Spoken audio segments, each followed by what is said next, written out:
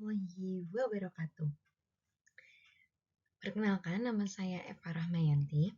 Di sini saya sedang menempuh untuk pendidikan S1 Ekonomi Islam dengan NIM 23081194237. Di sini saya akan mempresentasikan untuk laporan akhir dari mobilitas akademik di tahun 2025 dan untuk dari mobilitas akademik di semester 5 kali ini saya mengambil untuk program asistensi mengajar.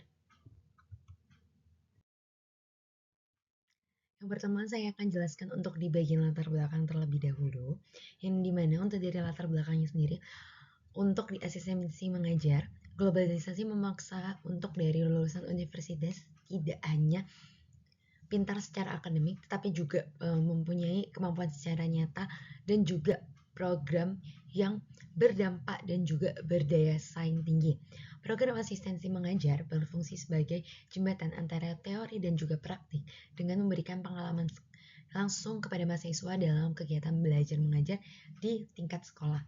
Nah, dari untuk program ini, mahasiswa bisa mengasah keterampilan berkomunikasi, mengelola kelas, serta menyelesaikan masalah, dan juga untuk mendapatkan portofolio pengalaman sosial yang relevan dengan dunia kerja. Pelaksanaan asistensi mengajar ini saya melakukan di mitra, yaitu di SDN Ngegerejo 3 398, di mana untuk dari mitra saya kali ini sudah memiliki akreditasi, yaitu akreditasi A. Program yang saya ajukan untuk proyek berdampaknya yaitu program Cerdas Beramal, di mana Cerdas Beramal sendiri membawakan nilai zakat, infak, dan sedekah melalui media infografis interaktif yang menggunakan pendekatan project based learning, di mana project ini bermanfaat untuk agar para siswa dapat mengetahui zakat, infak, dan sedekah untuk lebih mengenal dan juga lebih memahami dampaknya kepada lingkungan sekitar.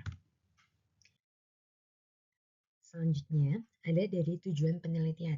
Penelitian ini bertujuan yang pertama untuk mengidentifikasi dan juga menganalisis proses kerja dan juga pembelajaran di satu institusi.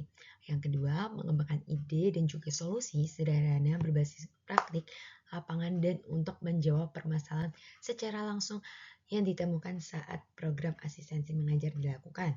Yang ketiga, yaitu menghasilkan laporan evaluasi dan luaran output yang konkret seperti modul sederhana, dokumentasi, dan juga pengembangan yang dapat digunakan untuk tindak lanjut yang dilakukan oleh mitra tersebut. Yang keempat, mahasiswa mampu menyusun proyek yang inovatif. Yang kelima, mahasiswa mampu menjalin hubungan bekerja sama dengan pihak mitra, yaitu guru PAMO, guru di sekolah, dan juga dosen pembimbing lapangan secara langsung. Yang keenam, tujuannya yaitu agar mahasiswa mampu memanajemen kondisi kelas saat pembelajaran. Yang ketujuh, ada mahasiswa mampu menerima dan juga melaporkan informasi baik secara lisan maupun dalam bentuk laporan tertulis. Yang kedelapan, mahasiswa mampu mengembangkan ide dan juga membangun kolaborasi antara mitra dan juga pihak universitas. Selanjutnya yaitu manfaat dari program. Manfaat dari program asistensi mengajar kita di sini saya bagi menjadi 3, yaitu manfaat sebagai mahasiswa, manfaat bagi mitra, dan juga manfaat bagi Universitas Negeri Surabaya sendiri. Yang pertama yaitu manfaat bagi mahasiswa, yang dimana untuk dimanfaat bagi mahasiswa yaitu melatih keterampilan problem solving dan juga memberikan sarana perkembangan inovasi dan kreativitas pada si sekolah mitra. Selanjutnya ada jadi manfaat bagi mitra, yaitu menambah metode pengajaran yang baru untuk para siswa. Yang ketiga, bagi universitas, yaitu mendorong tingkat kualitas kesiapan kerja lulusan dari universitas. Untuk selanjutnya yaitu saya akan menjelaskan dari proyek berdampak yang akan saya lakukan, yaitu proyek berdampak Cerdas Beramal, pengenalan zakat, infak, dan sedekah menggunakan media infografis interaktif di lingkungan sekolah dasar. Untuk dari programnya sendiri, berfokus pada yaitu pengembangan pendidikan ya, pengembangan pendidikan dan untuk mengenalkan konsep zakat, infak, dan sedekah pada siswa sekolah dasar melalui media infografis secara aktif. Dan untuk dari output yang diharapkan, siswa dapat memahami konsep zakat, infak, dan sedekah dan penerapannya pada kegiatan sehari-hari. Pembentukan kebiasaan baik siswa tentang tanggung jawab sosial dan juga memberikan pemahaman siswa bagaimana pembuatan media infografis yang dapat digunakan untuk pameran di mading sekolah. Yang ketiga ada tahapan proyek yang dilakukan. Yang pertama saya lakukan sosialisasi pengenalan zakat, infak, dan sedekah dengan menggunakan PowerPoint. Yang selanjutnya saya membagi untuk di 3 kelompok ya, untuk di 3 kelompok besar untuk pembuatan media infografisnya, yaitu kelompok zakat, kelompok infak, dan juga kelompok sedekah. Setelah pembuatan infografis selesai, presentasi singkat juga dilakukan oleh para siswa-siswi agar apa yang didapat dari materi yang mereka dapat itu juga dapat mereka pahami dan juga dapat mereka representasikan.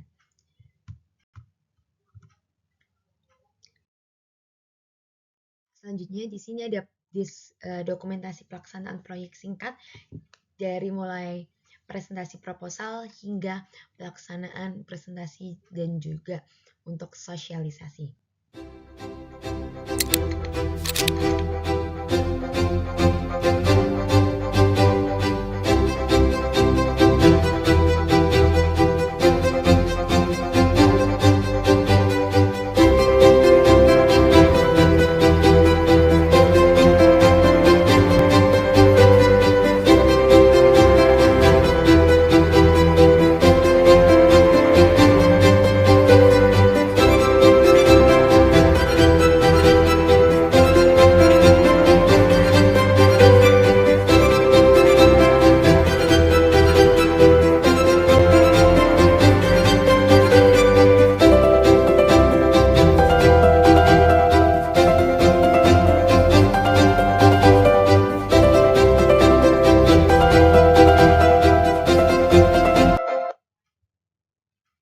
Itu merupakan sedikit dokumentasi rekapan dari pelaksanaan proyek yang telah saya lakukan selama di SDN Ngagel Rojo 3 dan mengikuti program Surabaya Mengajar. Nih, untuk di selanjutnya yaitu hasil yang saya capai. Yang pertama, terciptanya media infografis yang menarik dan kreatif buatan langsung dari para siswa-siswi, yang dimana untuk dari pembuatan media infografis ini juga meningkatkan inovasi dan juga kreativitas dari para siswa-siswi. Selanjutnya hasil yang dicapai juga peningkatan literasi dari zakat, infak, dan sedekah kepada para siswa-siswi SDN Ngagel Rejo 3, di mana peningkatan literasi tersebut dapat dilihat dari mereka yang sering membaca dan juga sering membaca dari media infografis yang telah dicetak dan dipasang di mading. Selanjutnya yaitu hasilnya peningkatan kesadaran siswa terhadap kepedulian sosial terhadap masyarakat yang ditemui maupun warga sekolah, dan peningkatan keinginan siswa dalam praktik beramal dalam kehidupan sehari-hari. Selanjutnya juga hasil yang tidak dicapai yaitu meningkatkan keberanian siswa dalam public speaking, di mana siswa dibiasakan untuk memberikan presentasi dari hasil media infografis yang telah dibuat. Selanjutnya yaitu dampak kegiatan. Di sini saya membagi dari 3 dampak kegiatan, yaitu pada siswa, pada sekolah, dan juga pada mahasiswa. Salah satunya untuk dari siswa, dampak kegiatan yang dirasakan yaitu memberi kesempatan siswa belajar lebih kreatif dengan pembuatan infografis secara langsung melalui media digitalisasi. Untuk di sekolah sendiri, dampak yang sangat terasa yaitu meningkatkan literasi warga sekolah terhadap adanya informasi dan juga penjelasan lebih rinci mengenai zakat, infak, dan juga sedekah. Dan untuk dari dampak kegiatan mahasiswa, yang dirasakan oleh mahasiswa itu, mahasiswa dapat menerapkan ilmu secara langsung di lapangan, dan juga mahasiswa dapat meningkatkan problem solving, komunikasi dalam pelaksanaan project.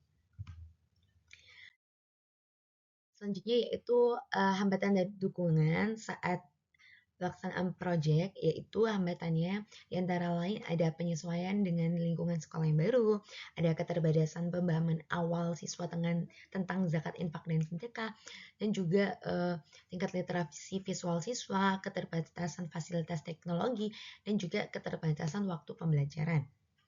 hambatan dari pihak lain yaitu juga dari guru, pamong, kerjasama tim, dan juga respon positif siswa ini selain jadi hambatan tapi juga jadi dukungan.